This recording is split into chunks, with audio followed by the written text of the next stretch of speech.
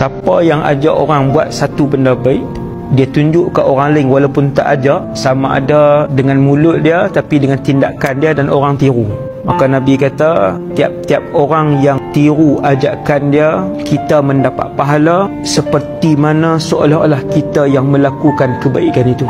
Pakat-pakat buatlah tuan-tuan. Sementara kita hidup, buat satu benda yang orang lain, juta-juta orang tiru kebaikan kita, maka kalau 1000 orang buat kebaikan yang kita ajak, 1000 pahala tu masuk ke dalam diri kita walaupun kita telah pun meninggal dunia. Oleh mereka yang memiliki akaun-akaun Facebook, Instagram yang ratus-ratus ribu ni, pasang bagi pengikut kamu dengar. 300,000 followers kamu, 600,000 followers kamu, bijak mengejar akhirat, berseni dalam mengejar redha Allah. Ini matlamat kita, matlamat hidup kita. Mereka yang hebat akhirat, mesti dunia mereka hebat. Itu kaedah dia.